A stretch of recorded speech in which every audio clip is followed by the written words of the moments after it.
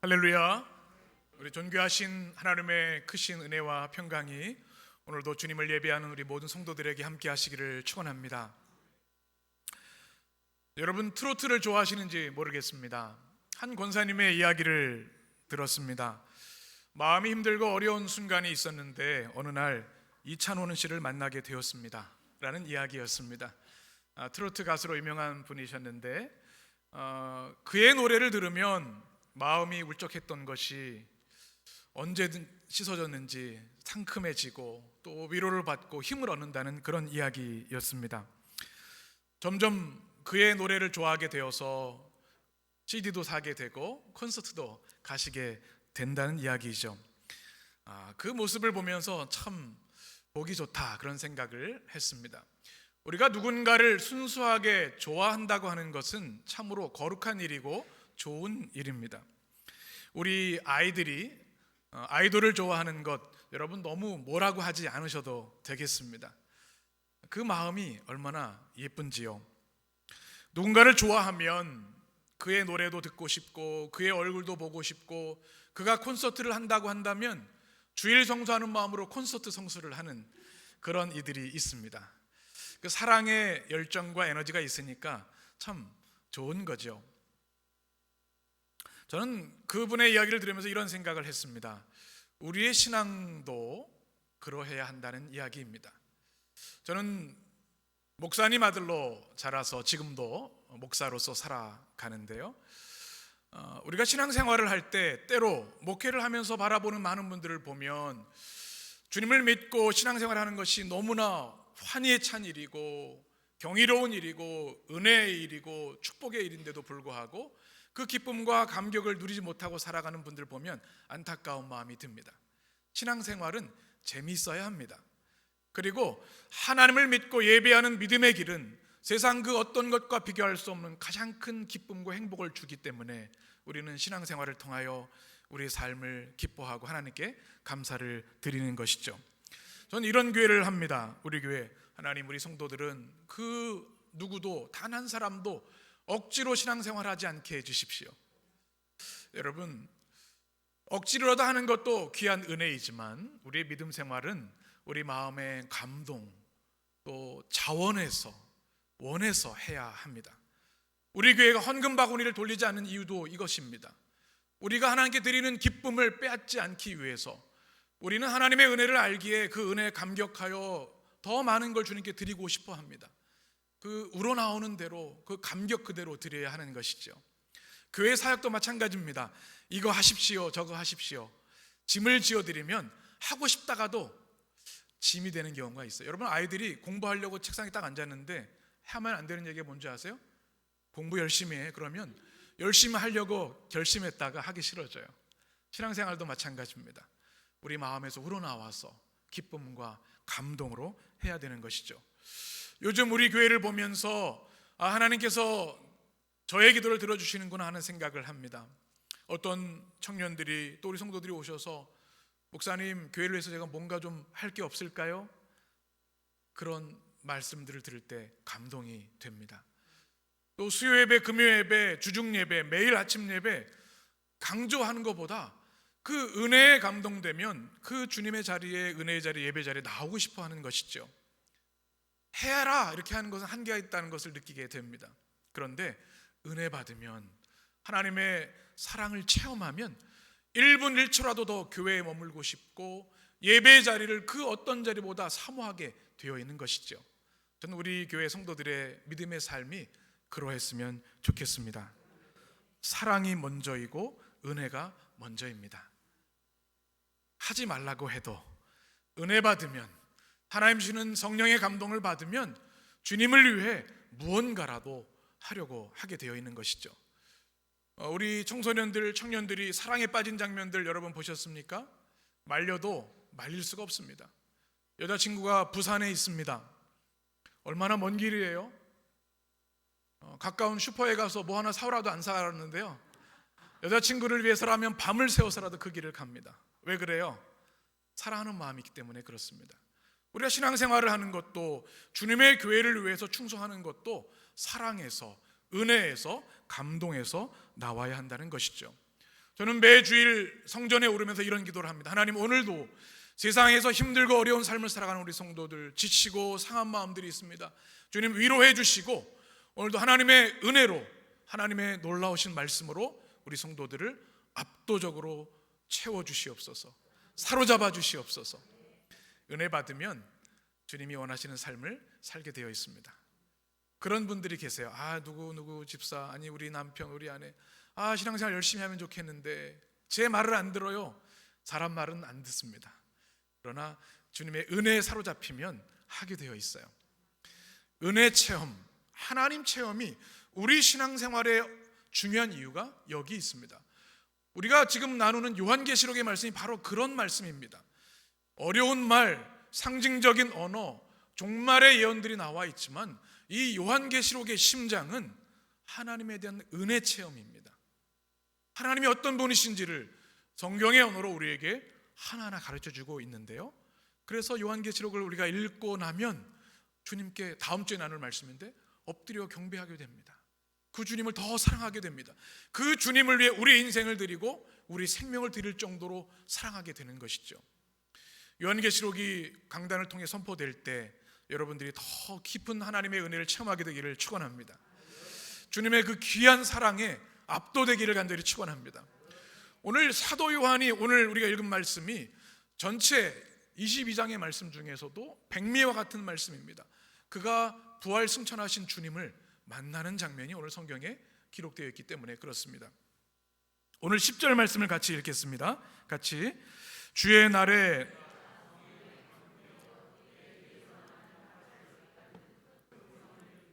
아멘. 사도 요한이 반모섬에서 큰 음성을 듣습니다.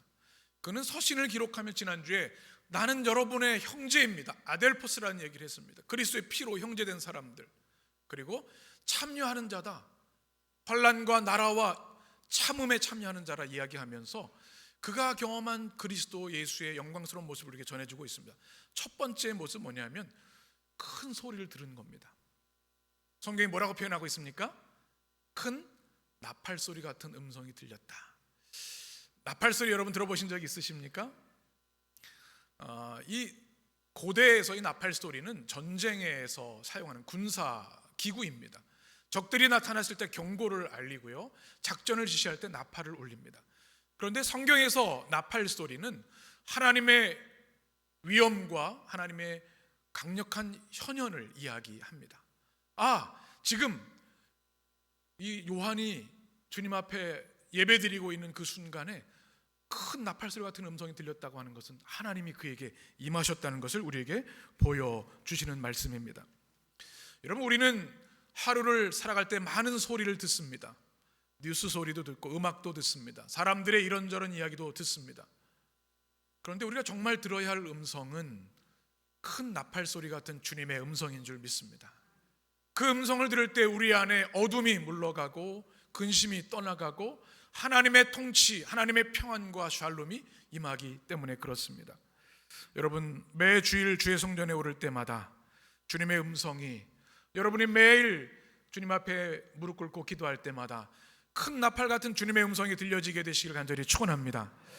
그런데 언제 이 음성을 들었습니까? 오늘 성경에 보면 주일입니다. 아주 중요한 단어이죠. 바로 오늘 같은 주일이었습니다.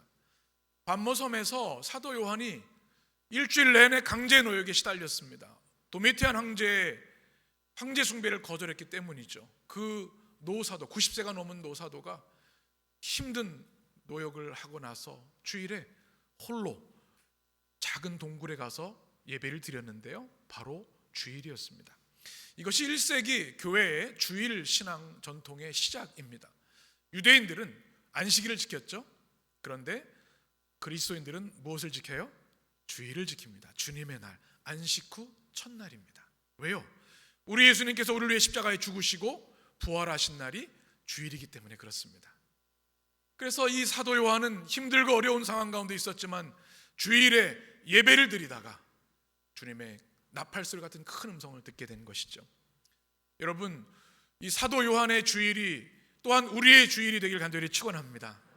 우리가 주일을 사랑하고 생명같이 여기는 이유가 있습니다. 주일은 승리의 날이기 때문에 그렇습니다.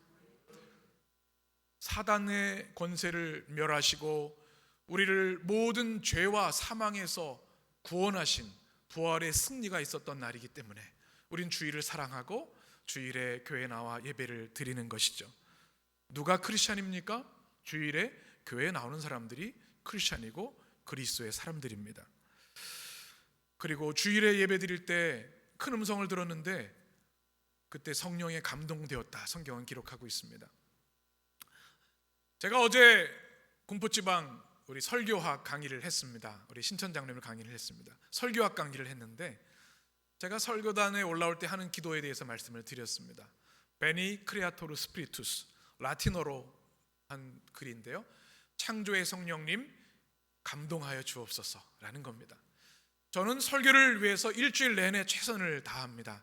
기도하고 성경을 수십 번 읽고 묵상하고 기도합니다.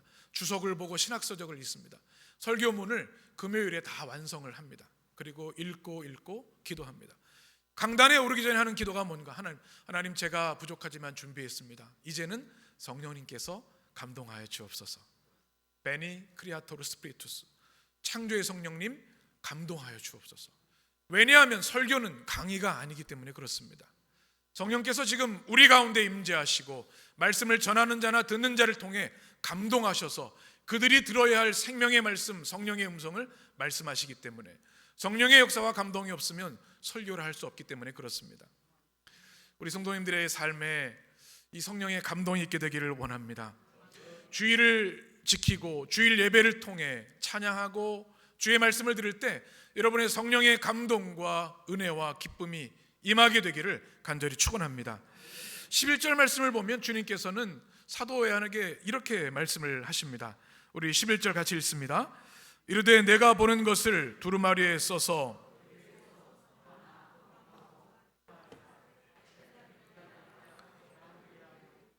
일곱 교회에 보내라 하시기로. 아멘.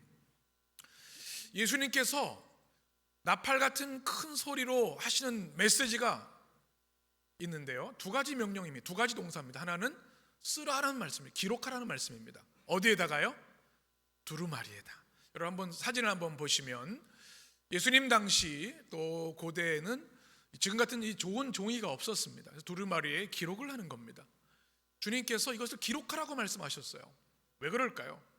그 영광스러운 주님을 요한 혼자 경험해서는 안 되기 때문에 그렇습니다. 그래서 기록해서 고난받는 1세기 교회들에게 들려져야 하고 2000년 동안 그리고 오늘 우리에게도 들려져야 되기 때문에 기록하라고 말씀합니다.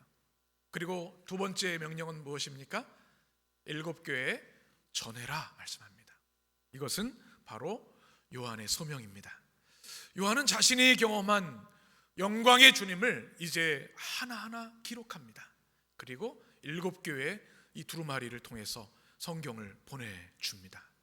그리고 2000년 동안 주님의 교회는 그 말씀을 생명같이 여겨서 요한계시록이 바로 오늘 우리에게까지 전해지게 된 것이죠. 저는 이런 마음을 갖게 됩니다. 한 사람의 소명이 2000년 교회의 심장을 뛰게 했구나라는 고백입니다. 소명은 힘들지만 그래도 감당해야 하는 것이 소명입니다. 사도 요한이 기록하지 않았더라면 이 말씀이 우리에게 전달되지 않았겠죠. 우리에게도 각자의 소명을 하나님이 주셨습니다. 요한과 같이 여러분을 불러주셔서 그리스도의 사람으로 여러분을 삼아주셨고 여러분의 삶을 통해 인생을 통해 하기 원하시는 일이 있기 때문에 우리를 부르신 것이죠. 쓰라 전하라 하셨던 그 주님의 부르심, 명령이 우리에게도 반드시 있다는 말씀입니다. 각자 다르지만 주님이 주신 그 소명을 요한처럼 기쁨으로 감사함으로 감당하는 여러분 되시기를 축복합니다.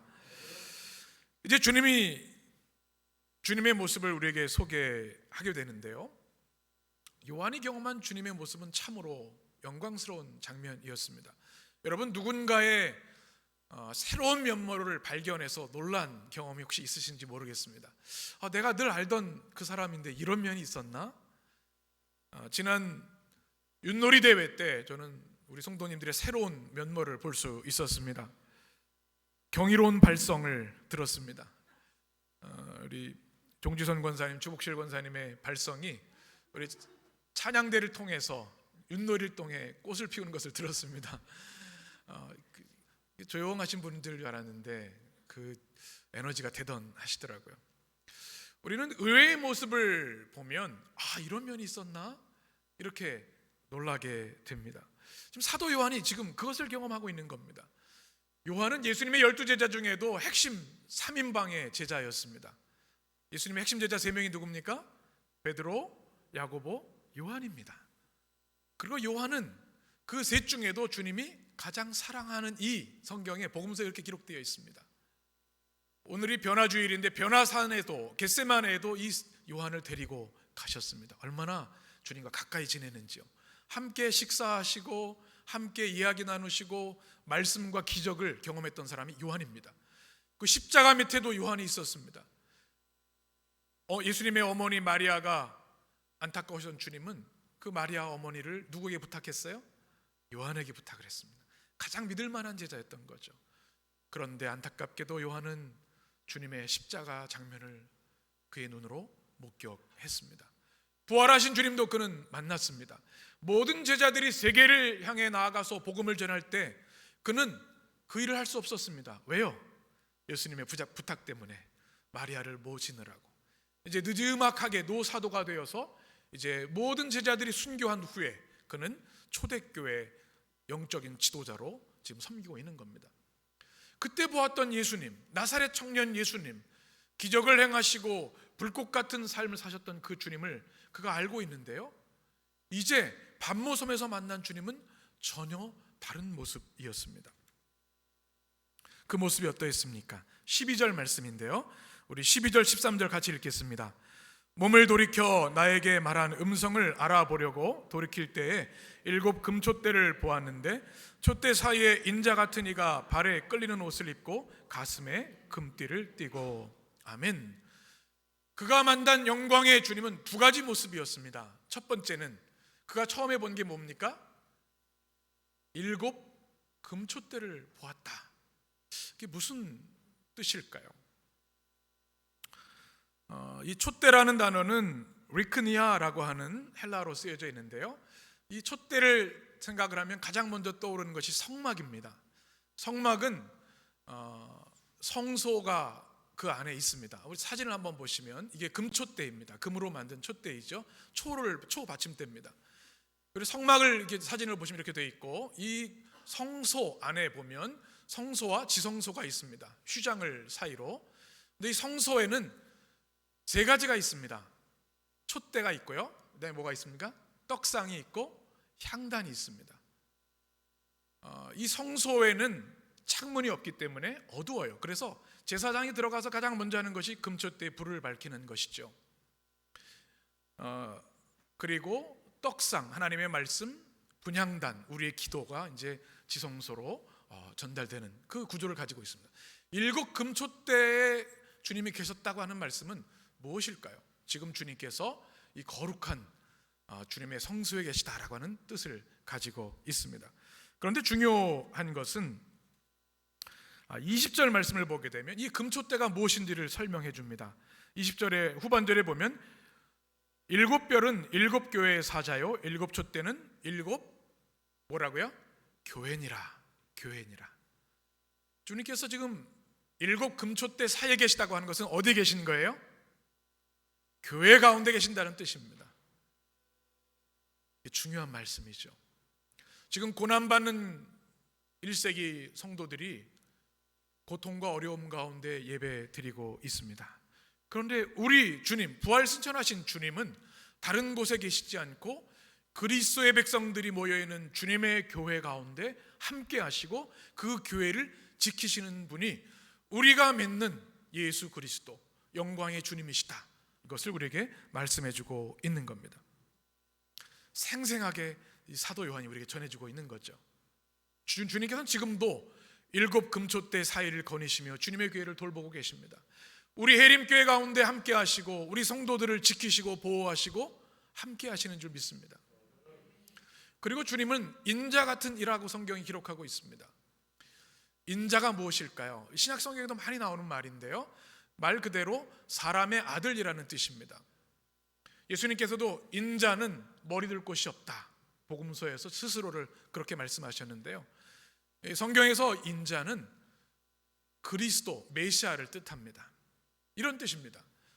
그가 오기 전후가 완전히 달라지는 사람이 인자입니다. 에스겔, 다니엘에 나오는 말씀이죠. 그래서 그리스도가 오시면 그 이전과 이후는 확연히 달라지는 겁니다. 바로 우리가 믿었던 십자가 죽으시고 부활하신 그 주님이 인자 같으시니 우리의 모든 죄를 대속하시고 구원하실 그리스도이심을 보여주는 것이 인자 같으신이라고 하는 표현입니다.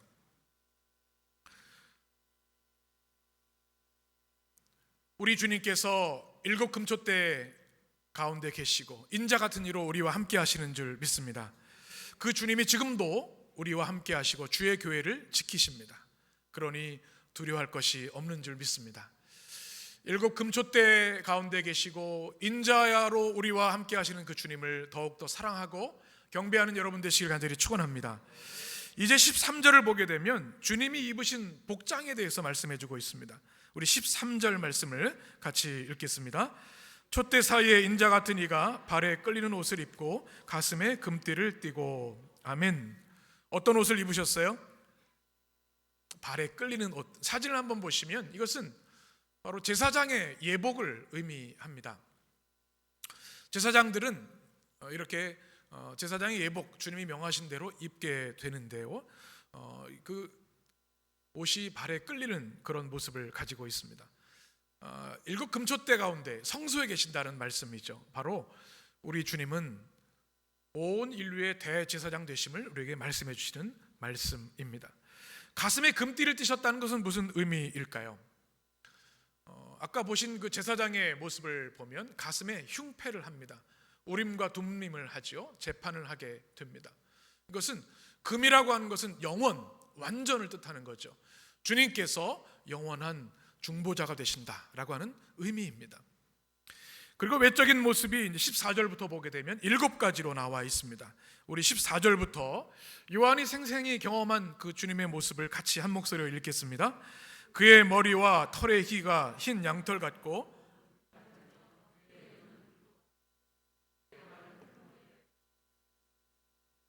그의 음성은 많은 물소리와 같으며 그의 오른손에 7별이 있고 그의 입에서 좌우에 날선검이 나오고 그 얼굴은 해가 힘있게 비치는 것 같았더라. 아멘.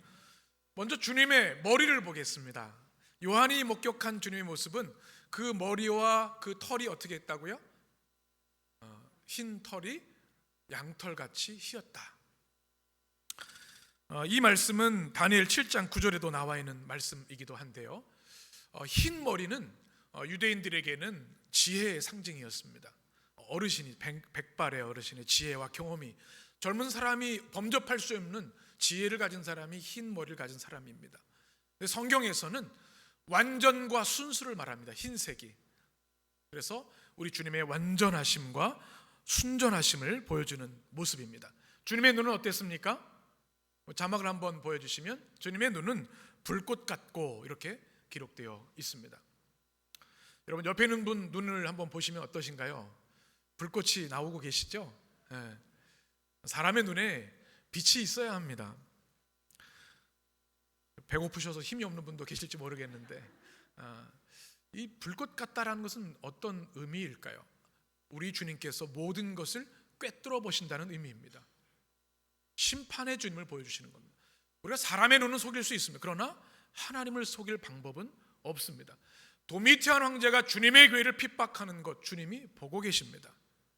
불꽃 같은 눈으로 보고 계시다고 하는 것은 또 순교당하는 그 고통의 순간에도 믿음을 지키는 주의 백성들을 주님이 보고 계시다는 말씀입니다. 주님의 발은 어떻습니까? 빛난 주석 같고 이렇게 되어 있습니다. 빛난 주석 같고. 여러분 주석 보신 적 있으십니까? 사진이 아마 준비됐을 텐데 사진을 한번 보시면 이것은 이 합금을 말하는 겁니다. 주석. 이게 강한 것이죠. 아주 무겁고 힘 있는 것을 상징합니다. 주님의 발이 주석과 같다는 것은 그 누구보다도 주님이 강하신 분이시고 그 누구보다도 고귀하신 분이다. 그 당시 주석은 너무나 귀한 금속이었기 때문에 그렇습니다. 그 권능의 모습 주님이 빛난 주석 같다 이렇게 말씀합니다. 주님의 음성은 어떻습니까? 많은 물소리 같다. 성경이 기록하고 있습니다. 이것은 에스겔 43장의 말씀인데요, 같이 읽겠습니다. 이스라엘 하나님의 영광이 동쪽에서부터 오는데 하나님의 음성이 많은 물소리 같고 말미암아 빛나니. 아멘. 여러분, 많은 물소리 하면 떠오르는 것이 있죠. 저는 폭포가 떠올랐습니다. 제가 캐나다에서 목회를 할 때 늘 갔던 당정공원처럼 갔던 곳이 나야가라 폭포입니다. 누가 한국에서 오시면 모시고 가야 되는 거예요. 나야가라 폭포 보고 싶은데 그러면 또 모시고 가야 돼요. 이 많은 물소리라고 하는 게 얼마나 큰지요.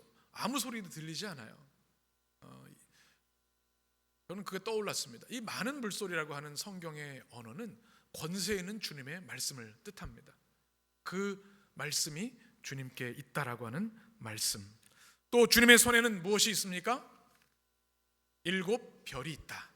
우리가 20절 말씀 읽은 것처럼 7 금초대는 주님의 교회이고 7 별은 주님의 종들이라고 주님이 직접 말씀하셨습니다. 바로 7 금초대를 손에 붙잡고 오른손에 붙잡고 계시다는 말씀은, 이 오른손은 권능을 뜻하는데 주님의 권능의 손으로 주님의 교회와 주님의 종들을 지키고 보호하신다는 말씀입니다. 그러니 그 무엇도 주님의 교회와 주의 백성들을 손댈 수 없다라고 하는 주님의 강력한 위로의 말씀이죠. 요한복음 10장 28절에 주님이 이렇게 말씀하셨습니다. 같이 읽겠습니다. 내가 그들에게 영생을 주노니 영원히 멸망하지 아니할 것이요 또 그들을 내 손에서 빼앗을 자가 없느니라. 아멘. 우리가 지금 누구의 손 안에 있습니까? 주님의 손 안에 있습니다. 아멘이시죠? 우리를 두렵게 하는 사람들도 있고 환경도 있습니다. 그러나 우리 주님의 손이 우리를 붙들고 계시면 죽음도 죄도 사단의 세력도 우리를 흔들 수 없고 무너뜨릴 수 없습니다. 주의 강한 오른손이 여러분을 지키심을 온전히 기뻐하며 감사하게 되시길 축원합니다. 주님의 입에는 무엇이 나오고 있습니까? 좌우에 날선검이 나온다라고 말씀하고 있습니다. 여러분, 주님의 입에서 이 검이 나오면 좀 무섭겠죠?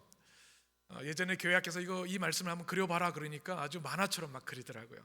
여기는 굉장히 중요한 의미가 담겨 있습니다. 여기서 검이라고 하는 단어는 우리가 생각하는 이 단검이 아니라 아주 긴 검입니다. 우리 사람 키보다 긴 검입니다. 그래서 한 손으로 못 드는 거예요. 그 두 손으로 들어야 하는 그 검을 이야기합니다.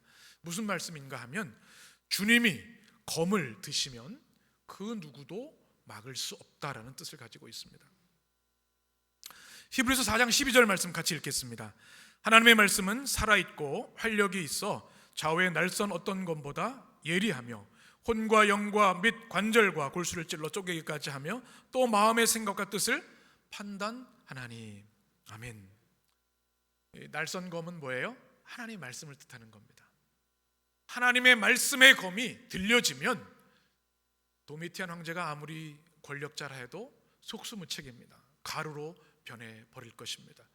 우리 주님께서 하나님의 나라를 회방하고 주님의 백성들을 괴롭히는 이들을 다 멸하실 것이다라고 하는 말씀, 하나님의 말씀으로 창조하신 하나님께서 그 말씀으로 주의 백성들을 지키시고 보호하신다는 하나님의 심판과 구원의 메시지입니다. 이 말씀이 우리에게 전해지면서 이제 결론적으로 주님의 얼굴에 대한 이야기를 우리에게 말씀해 줍니다. 여러분, 얼굴 하면 무슨 의미일까요? 우리가 김대영 권사님 기도하셨는데 김대영 권사님 하면 뭐가 떠오르세요? 김대영 권사님의 손목이 떠오르는 분은 없으실 거예요. 얼굴이 딱 떠올라요. 그래서 얼굴이라고 하는 단어는 그 사람의 본연의 모습, 그의 본질을 의미합니다. 이제 이 여러 가지 주님의 모습을 한마디로 정의하는 게 뭐냐면 주님의 얼굴이 해같이 빛났다. 이 세상의 빛과 비교할 수 없는 찬란한 빛이 주님께 임했다라고 하는 말씀입니다. 오늘이 주연절의 마지막 주일이고 변화주일입니다. 예수님께서 변화산에서 변모되신 주일을 기념하는 주일인데요. 마태복음 17장 이렇게 말씀합니다. 우리 요한이 그 자리에 있었습니다. 같이 읽겠습니다. 엿새 후에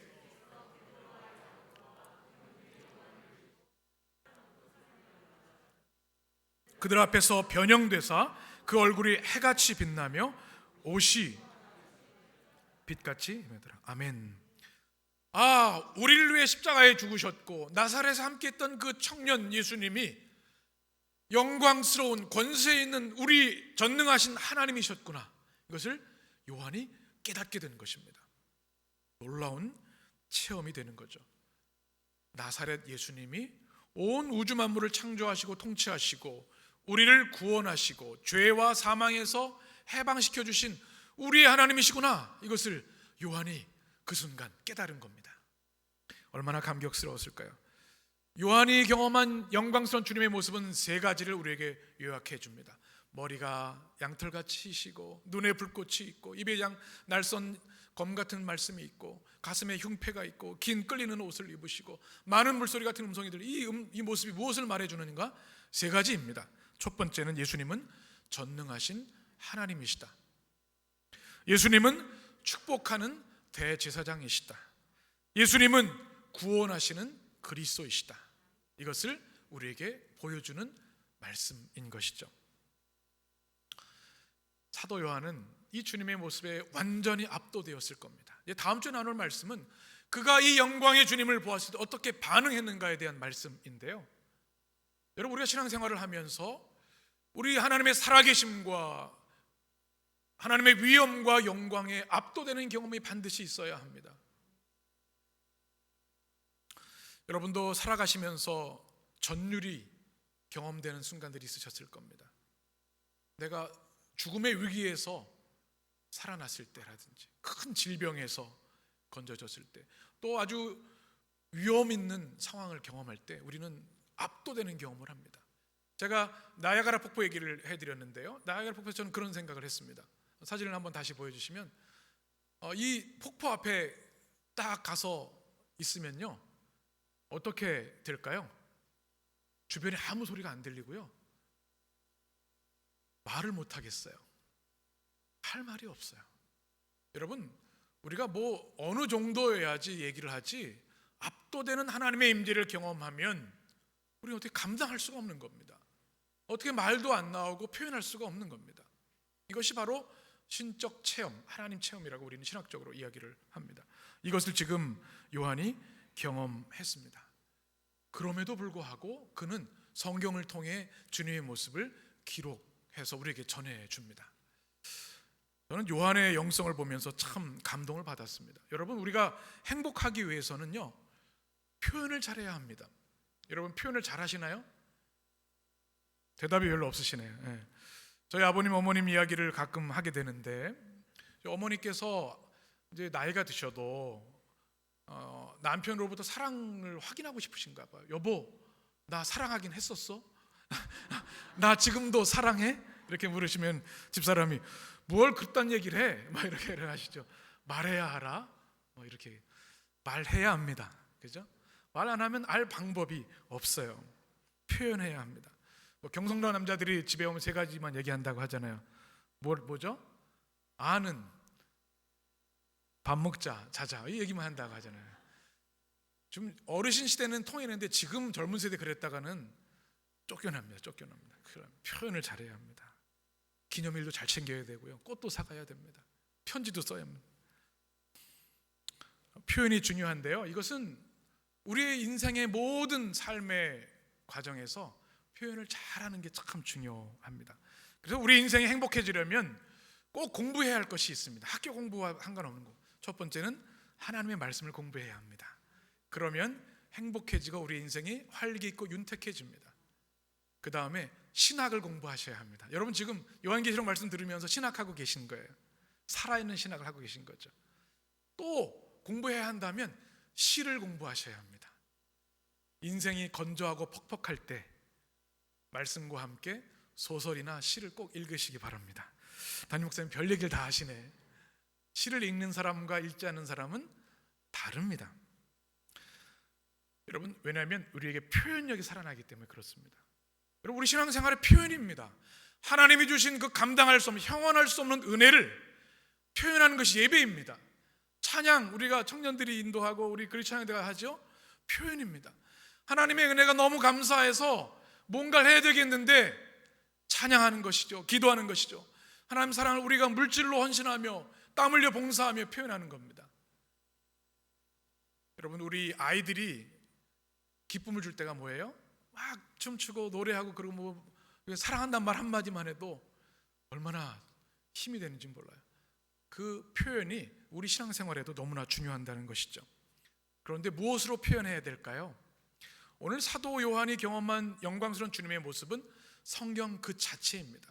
저는 오늘 말씀을 읽으면서 전율의 경험을 했습니다. 왜냐하면 오늘 그가 경험한 예수님의 모습을 어떻게 인간의 모습, 언어와 제한된 이성으로 표현할 수 있겠습니까? 그는 성경의 사람이었습니다. 구약의 모든 내용을 알고 있는 신학자였습니다. 성경학자였습니다. 그래서 영광의 주님을 경험했을 때 제가 계속해서 인용해드렸던 에스겔, 다니엘, 시편의 말씀을 통해서, 출애굽기 통해서 주님의 모습을 표현해내는 겁니다. 놀랍지 않습니까? 만약에 그에게 성경이 없었다면 주님은 이렇게 표현할 수 없었을 겁니다. 우리가 말씀의 사람이 되어야 하는 이유가 여기 있습니다. 저는 이 말씀을 묵상하면서 우리 성도들이 요한처럼 많은 말씀의 사람들이 나오기를 기도합니다. 그러면 여러분의 영혼이 반응합니다. 굳었던 돌 같은 영혼에 부드러운 영혼으로 변화되며 하나님의 은혜를 고백하기 시작하고 눈물로 찬양하게 되는 것이죠. 또 사도 요한은 시인이었습니다. 이 짧고 간결한 문장으로 그 영광의 주님을 표현해내다니요, 참 대단하죠. 여러분, 오늘부터라도 꼭 시 하나라도, 일주일에 하나라도 꼭 읽으셨으면 좋겠어요. 제일 좋은 시가 뭐예요? 시편입니다. 시편은 소리내어 읽는 하나님의 말씀입니다. 귀로 듣고 읽고 필사하셨으면 좋겠어요, 이 사순절 기간에. 그러면 여러분의 영혼이 생기 있고 봄처럼 꽃을 피게 될 것입니다. 이 사도안의 영성, 말씀과 시인의 영성을 통해 그는 인간의 언어로 표현할 수 없는 영광의 주님을 표현해서 우리에게 생생히 들려주었습니다. 여러분, 오늘 말씀을 통해 이런 마음과 결심을 하게 됩니다. 주님, 저도 요한처럼 우리 해림교회를 통해 반모섬의 주님을 만나기를 원합니다. 그 주님을 더 기뻐하며 찬양하며 요한처럼 주님을 높이기를 원합니다. 영광의 주님을 매일 만나고 그 주님을 예배하며 그 주님과 동행하는 승리의 삶을 살기를 원합니다. 여러분의 기도와 응답이 되시기를 간절히 축원합니다. 기도하겠습니다.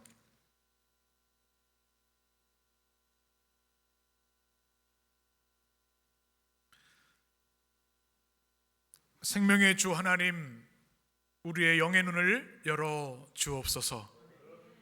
오늘 변화주일로, 이제 성회 수요일로, 사순절의 그 깊은 은혜로 나아갑니다. 우리의 어두운 눈을 밝혀주시고 우리의 죽은 영적 감각들이 살아나게 하여 주옵소서. 사도 요한이 반모섬에서 성경의 언어로 주님의 임재와 영광을 표현했던 것처럼 우리도 그 주님을 고백하고 찬양하며 예배하기를 원합니다. 주님, 압도적인 은혜로 주의 성도들을 사로잡아 주시고 그들의 귀에 말씀하여 주시고 그들의 심령에 성령의 감동으로 우리 주님을 바라보도록 역사하여 주옵소서. 사도 요한처럼 비록 어두운 동굴, 유배된 삶이었지만 온 인류 역사에 가장 영광스러운 예배를 드리는 요한처럼 우리가 일평생 주님을 경배하고 찬양하며 예배하는 승리의 사람들 되게 하여 주옵소서. 예수님의 이름으로 기도합니다. 아멘.